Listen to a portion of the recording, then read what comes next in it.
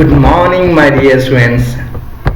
I am Muhammad Baharuddin, working as an assistant professor in the ISL Engineering College, which is located in Badlagoda, Hyderabad. So today we are going to know about the what are the syllabus in machine design. Before going to know about the syllabus of machine design, the first of all we have to know about what is a machine design. Machine design is an art of develop the new idea, new thought, new thinking, and new creativity, and express those idea, those thought as those thinking in the form of planning, in the form of drawing. Is it right? The machine design engineer, they have the lot of responsibility to manufacture the any machine component. They have many factors like loading. The first condition is loading. The loading in the form of which type of the load is acting on the machine component. The loading in the form of tensile load is acting on the machine component, or compressive load acting on the component, or twisting load is acting on the component. They has to know about the design engineer. And second thing is size. Which type of the size we need to manufacture as per as the requirement of the customer. The main intention of the design engineer is to fulfill the requirement of the customer need and fulfill and satisfied to the customer. If customer is satisfied from our product, then our product demand is goes on increases. And third thing they has to focus the design engineer is the shape of the component. Which shape of which model we need to manufacture as per as the requirement of the customer. And the fourth thing is how many quantity of the product we need to manufacture as per as the demand of the customer.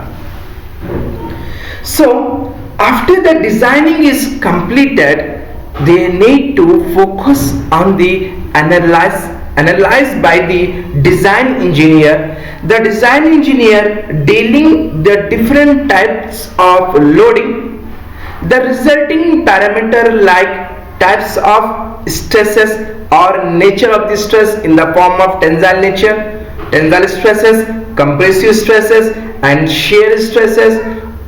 Okay, as well as what will be the strain if you apply the tensile load, and what will be the strain will be occur, and what will be the displacement. Is it right? They has to know about the design engineer, as well as the design engineer has to know about if you apply the nature of the stress, then what will be the effect on the vibration of an machine component. They has to know about it. In this machine design is the advance of design of machine element 1. Already we studied in the last semester. In the unit 1 we are going to discuss about the mechanical spring. In the first of all we are going to learn regarding the introductions of mechanical spring. Second is functions of spring and types of springs. how many types of springs? Is it right? We need to study it in the mechanical spring, as well as what are the material we are using for the making of the spring. We have to know about it, and we have to know about design of helical coil spring based on the strength. The design engineer in the mechanical spring, we are going to learn regarding the design of helical coil spring based on the strength, based on the deflection and energy considerations we have to consider in the helical coil spring. Again, in the mechanical spring, we are going to learn regarding the end preparations of coil spring. Again, we are going to learn regarding the design for fluctuations load, how the load will be fluctuating. It will reach to the maximum load to the minimum load, minimum to the maximum load. How the load will be fluctuate, we are going to discuss about. We need to design for the fluctuation loads, as well as we have to know about what is the principle of limit design. Is it right? The design engineer, they have the responsibility, they need to focus on the limit design, as well as they need to focus on the concentric spring, leaf spring. This concentric spring, leaf spring we are using in the lorry, tractor, okay, heavy motor, in which we are using the concentric leaf spring. And what will be the stresses and deflection and nipping of the leaf spring, we are going to learn in the mechanical spring in the unit first. In the unit seconds, we are going to discuss about the first thing is introductions of gears, and second topic is types of gear, how many types of the gears, and what are the material we are using for the making of the gears, and what are the standard precautions or standard specifications we need to measure for the gear. Again, we need to focus on the design of spare gear. The most important is design of spare gear, design of helical gear, design of bevel gear, based on the Stern criteria by the Levy's equation method. Again, in the gear topic, we need to learn about wear considerations, dynamic tooth load, and types of gear. Tooth failure and preventive measurement we are to know about in the gear topics, as well as we are going to learn the problem on the design of spare gear, design of helical gear, and design of bevel gear, as well as based on the Levy's equation we need to solve the problem in the unit second. In the unit third, we are going to learn regarding the bearing.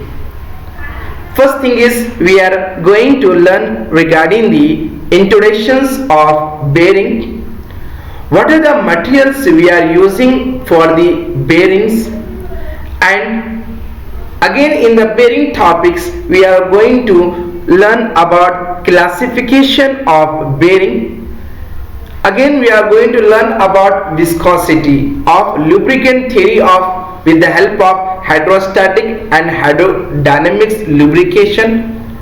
So generally we know very well in the viscosity we know very well viscosity is the property of the liquid which offer the resistance to flow, in which we have to know about, we are using the lubricant theory of hydrostatic and hydrodynamics lubrication. Again, in the bearing topics we are going to learn the most important topic is design of sliding contact bearing for axial and thrust load condition. Again, in the bearings we are going to learn regarding the rolling contact bearing. This is the again next part of the bearing. Okay. Again, in the rolling contact bearings, in which we are going to discuss about what are the different types of rolling element bearings are there.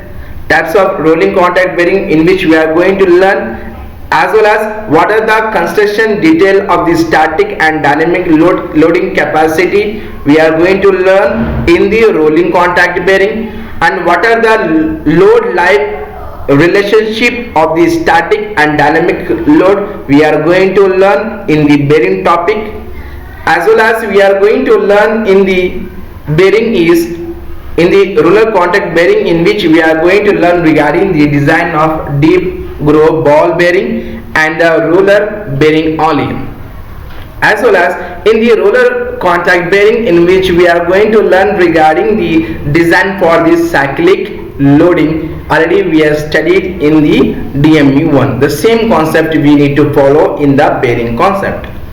Again, in the unit 4th, we are going to learn regarding the internal combustion engine part.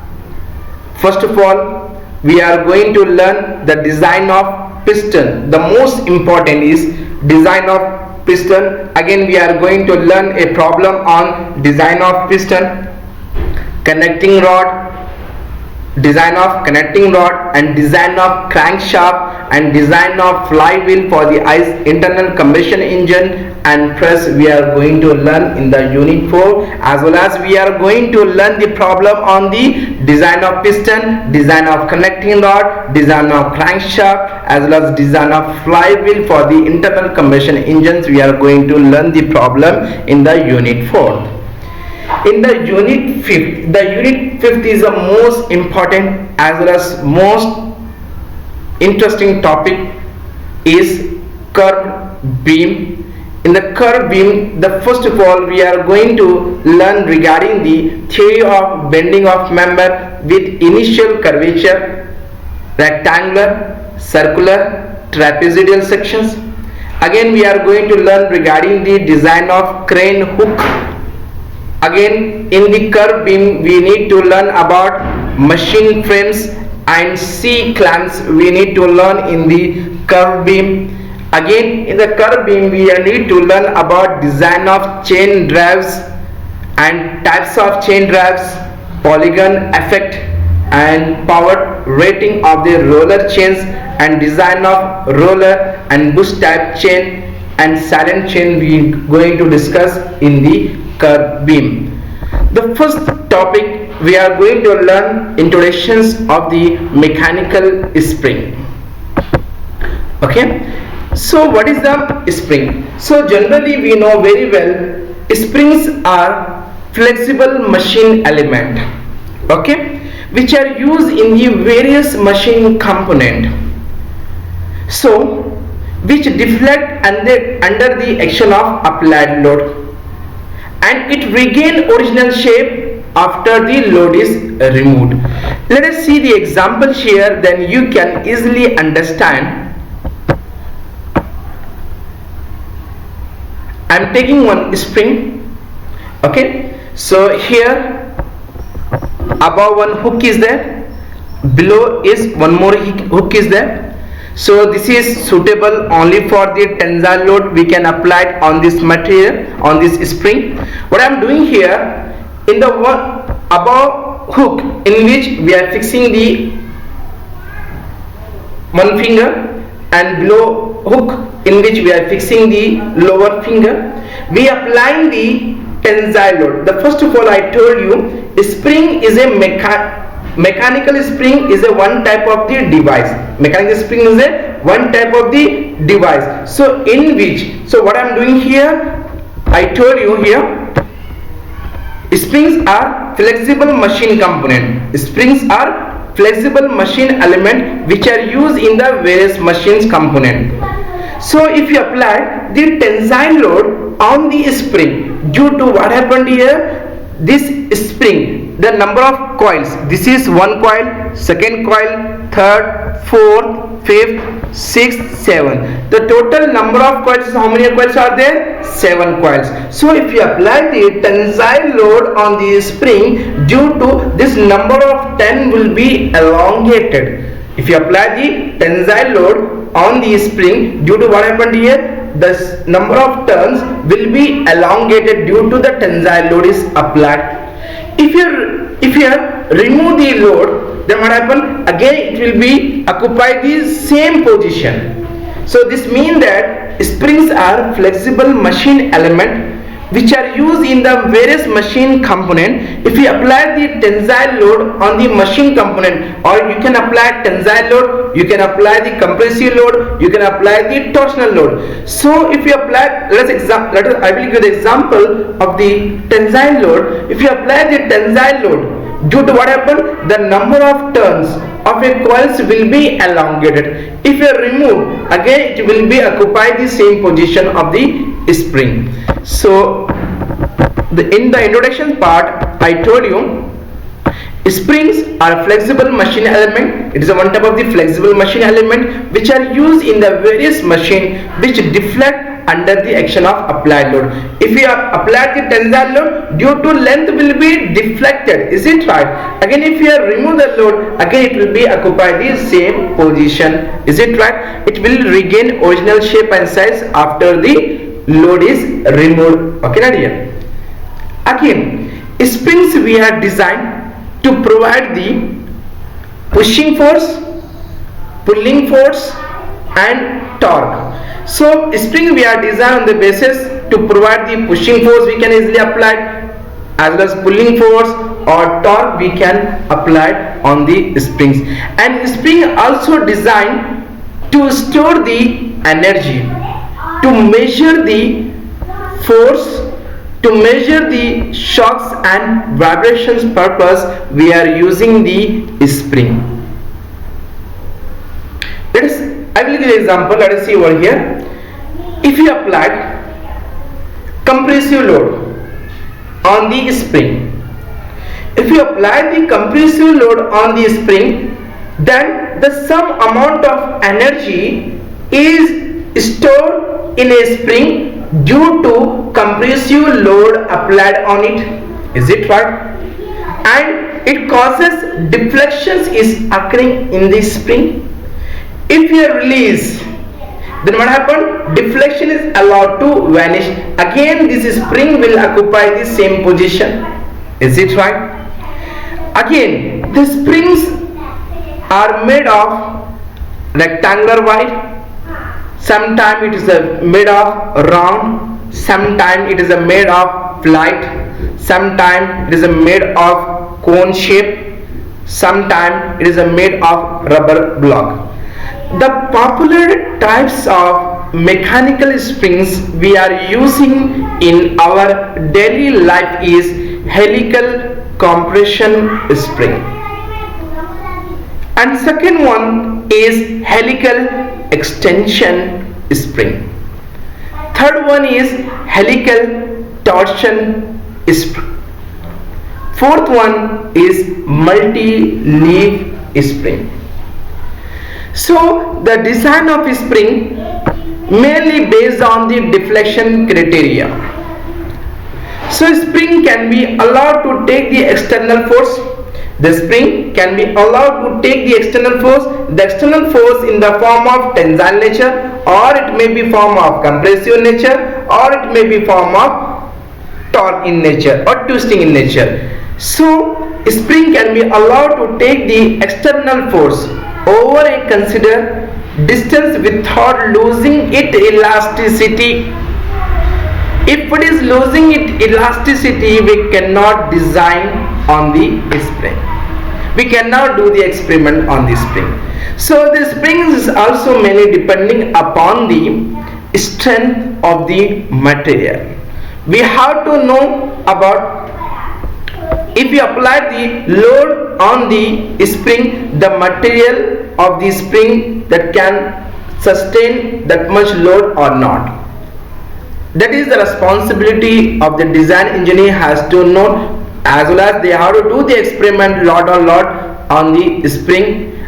After they examine, then we need to sell the product into the market.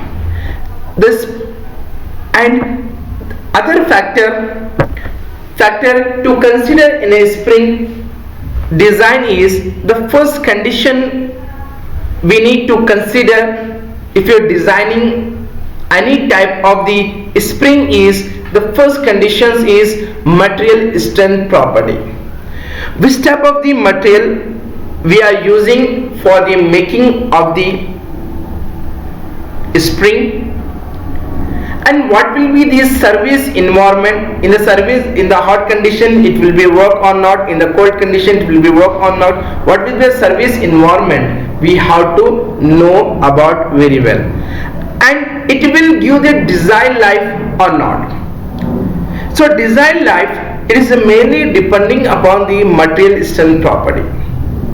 If the strength property will be very good, then it will give the more desired life. If the property of the material is weakened, then it will give the less desired life.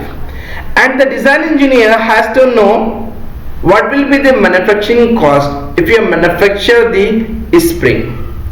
Is it right? This is the introductions of the mechanical spring. In the next topics, we are going to learn regarding the functions of the springs, as well as we are going to learn regarding the classification of the spring, as well as we are going to learn about the types of springs. We are going to learn in the next topic. Thank you, dear. If you have any doubt regarding this class, please write down in the comment box, and please don't forget to subscribe my channel. Thank you.